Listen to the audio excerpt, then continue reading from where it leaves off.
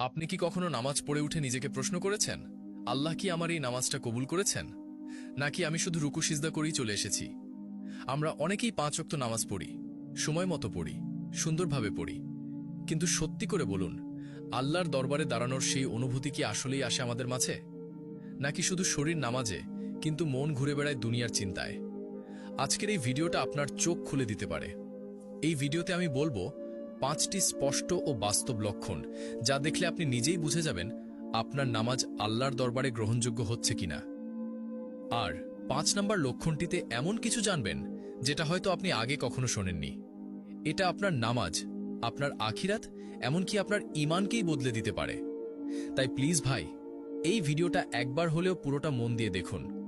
আজ নিজেকে যাচাই করার এই সুযোগটা হয়তো আল্লাহই আপনাকে দিচ্ছেন। প্রথম লক্ষণ, নামাজে মনোযোগ নেই।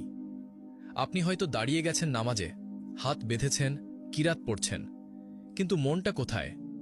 জানেন কি, নামাজে দাঁড়িয়ে থেকেও কেউ কেউ আল্লাহর সামনে দাঁড়ায় না। তারা দাঁড়ায় বাজারে, অফিসে, ফোনে বা দুশ্চিন্তার ভিড়ে। সূরা ফাতিহা মুখে থাকলেও মনে চলে চিন্তা, কাল টাকার কি হবে, প্রেজেন্টেশন রেডি তো, নেটওয়ার্ক কাজ করছে না। এমন নামাজ কেমন? দেহ আছে কিন্তু আত্মা নেই, মুখ চলছে কিন্তু হৃদয় চুপ। রাসূল সাল্লাল্লাহু আলাইহি ওয়াসাল্লাম বলেছেন, অনেকেই নামাজ পড়ে কিন্তু কারো ১ ভাগ, কারো ২ ভাগ সওয়াব হয়, আবার কেউ কিছুই পায় না।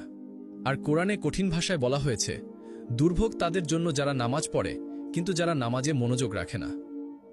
তাহলে কি করব? অনেকেই ভাবে, আমার মনোযোগ তো আসেই না, আমি কি করব? তাদের জন্য বলি, মনোযোগ একদিনে আসে না, অনুশীলনে আসে। আপনি চেষ্টা করুন প্রতিটি আয়াত বুঝে পড়তে।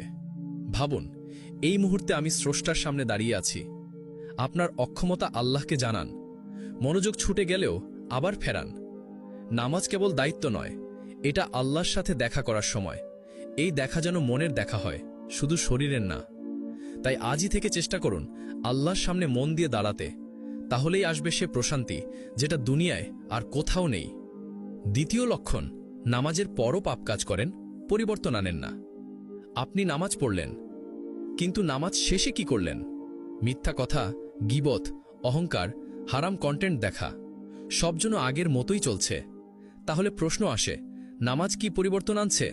আল্লাহ স্পষ্ট করে বলেন, নিশ্চয়ই নামাজ অশ্লীলতা ও মন্দ কাজ থেকে বিরত রাখে।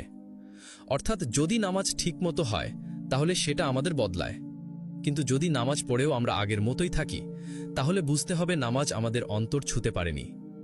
নামাজের অর্থই হল দিনে ৫ বার নিজেকে শুধরে নেওয়ার সুযোগ। প্রতিটি নামাজ যেন বলে, তুমি আজ